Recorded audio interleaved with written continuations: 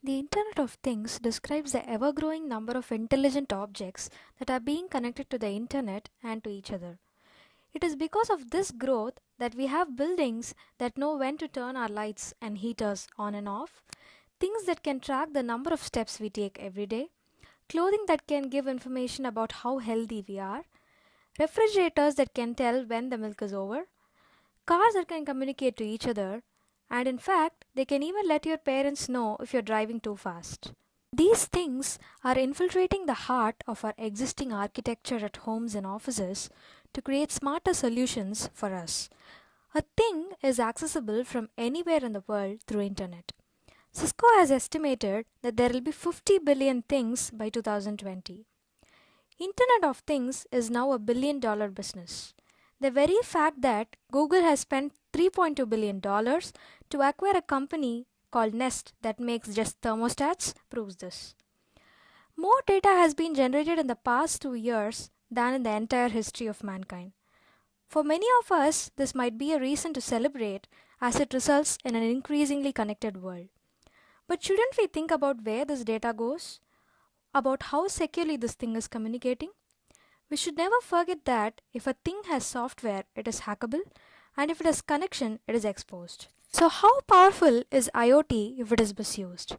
Let us look at a few situations. Philips Smart Hue lights have been sold in large numbers since 2012, especially in the European market. The communication between the lights and their controllers is carried out by the Zigbee protocol. A group of researchers from Canada managed to hack into the smart lighting system. As we can see here, they used a drone with a Zigbee transmitter to fly over the city and control the lights in an office called Wharf Flying.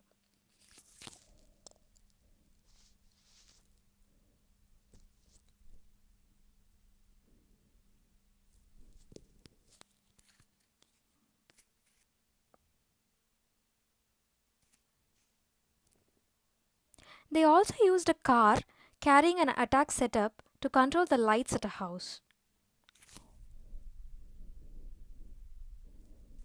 Let us look at a few more scenarios. As we all know, in the past few years, there has been a rise in the number of connected cars. Last year, hackers in the US gained remote control of the steering, transmission, and brakes of a Tesla Model S and an SUV. So, an increasingly connected car is actually a more vulnerable vehicle that can put people's lives in danger. And the danger does not end there. A cybersecurity employee managed to hack his own smart insulin patch. The very thought that someone can give a lethal dose of insulin if they hack the smart insulin patch is horrifying. So far, we saw some examples of safety and security attacks in IoT. But what about privacy? Our most sensitive data is now almost everywhere. Huge amounts of information about us is concentrated in a central server which is out of our control. We do not have sufficient awareness of how protected our data is or how the data is being used.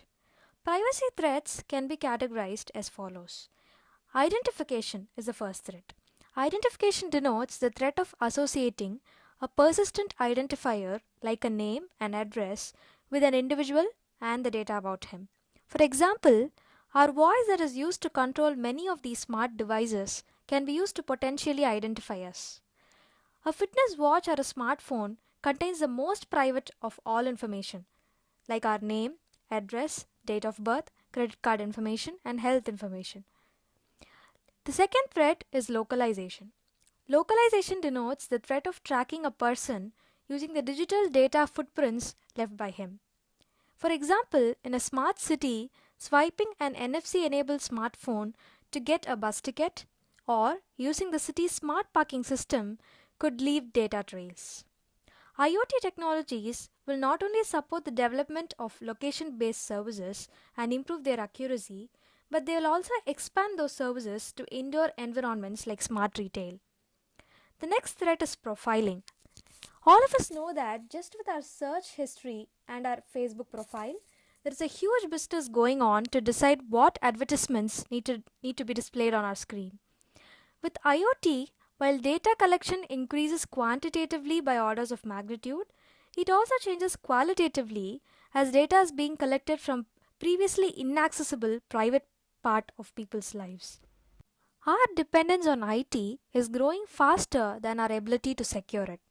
The researchers at Kaspersky rightly call the Internet of Things as the Internet of Threats. This is because our best practices for Internet are not good enough for IoT. Why is that so? First of all, these devices are embedded systems that are usually low power and those which have minimal computational capabilities. So, conventional cryptographic algorithms that require complex computations cannot be directly used in IoT. Second, these devices are designed to be low cost, which means there are more compromises and hence more vulnerabilities. Things are usually designed to be interoperable. For example, Google Nest integrates with many other vendors. For this reason, there are some compromises on security. Fourth, there is no single regulatory body yet in IoT. In an IoT framework, there are so many components involved that it is quite easy to attack and arduous to protect. As we have seen earlier in this video, that lack of proper security in IoT devices can make life miserable, let alone comfortable. So, security of these devices is of paramount importance and should be integrated at every stage of the development process. The following can be identified as key security features that should be considered while designing an IoT platform. So, let's start from the bottom up.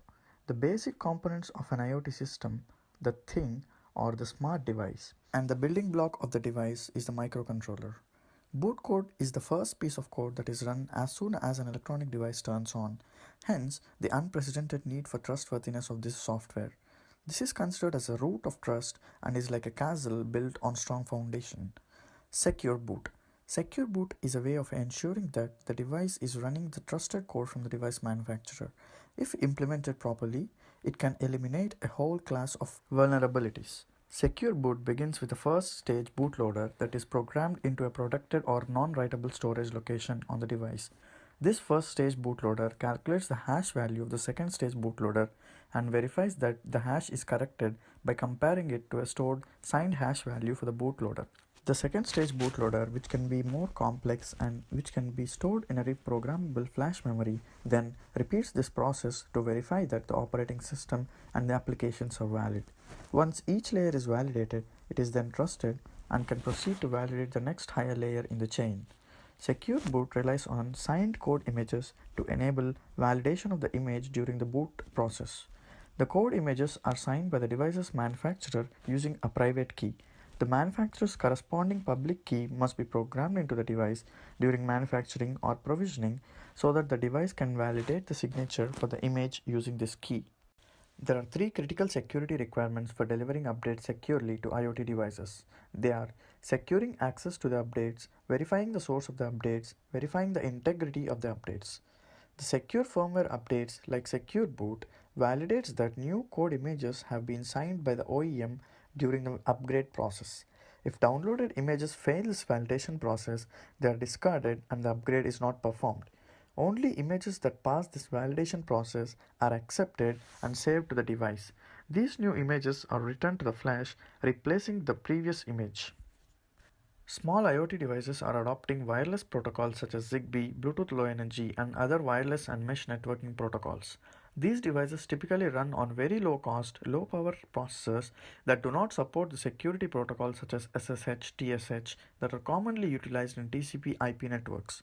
For communication at application layer, resource-constrained devices are expected to employ the Constrained Application Protocol (COAP). To protect the transmission of sensitive information, Secure COAP mandates the use of Datagram Transport Layer Security (DTLS), a compressed version of TLS over UDP, as the underlying security protocol for authenticated and confidential communication. Further optimization techniques such as header compression are proposed to make DTLS more energy efficient for these low power devices. Imagine the tremendous amount of data the IoT devices generate.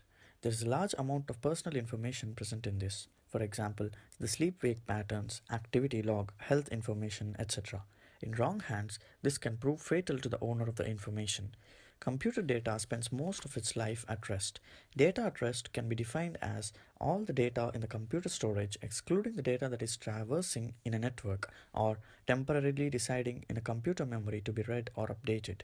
So, how do we protect this data? Encryption of the data is considered as main line of protection for sensitive information. We have heard of end-to-end data encryption of messages sent, which is achieved by generating per session based keys. As the messages are transferred, these encryption keys keep changing continuously. This principle of data encryption can be used for the data at rest also, only that the encryption keys cannot keep changing continuously. This poses the data at risk. In particular, encryption offers no protection against unauthorized use of data by insiders who have access to the keys. So, encryption alone isn't good enough. Other means of protection, such as data masking, are used to protect the data at rest. In this technique, sensitive components of data, such as account numbers or personal identifiers, are replaced by harmless data, such as row of hash symbols. With data masking in place, information can be manipulated without risk of compromising sensitive information. Embedded firewalls provide a critical layer of protection against attacks. A firewall can limit communication to only known, trusted hosts, blocking the hackers before they can even launch an attack. It is essential to provide a layer of defense to protect against common attacks such as packet flood attacks, buffer overflow attacks, and known protocol exploits. A firewall can implement many of these protections, but some must be built into the embedded applications. What happens if there is no intrusion detection? The existing embedded devices can be attacked and no one would ever even know. A hacker could execute thousands or millions of invalid attempts without the attack being reported. Imagine how it would be if you're continuously monitored by your own web camera and you don't even know about it. Embedded devices must be able to detect and report such invalid login attempts and other potentially malicious activities. Intrusion detection systems and intrusion detection software are commonplace in enterprise networks and PCs. IDS, as the name implies, detects when a system is under attack or being probed. These solutions can detect many different types of attacks, but these are largely absent for embedded devices. Till now, we have seen few upcoming solutions for improving IoT security. But how do we evaluate them? One such factor is to evaluate the risk. Risk equals to threat times vulnerabilities. As there are not many direct methods of evaluating the performance of a security feature, we look at the possible risks and vulnerabilities that these security measures resolve. The internet is itself not completely safe, and so IoT can never be completely free from threats. Each of the solutions presented above contributes in reducing the following vulnerabilities. Secure boot. If a device is compromised, it can never be started. Secure firmware updates. The third-party apps cannot upgrade your firmware. Secure communication. Man-in-the-middle attacks, phishing attacks can be avoided. Data at rest protection. Identification and tracking privacy threats. Embedded firewall attacks. Packet flood attacks, buffer flow attacks, known protocol attacks can be avoided.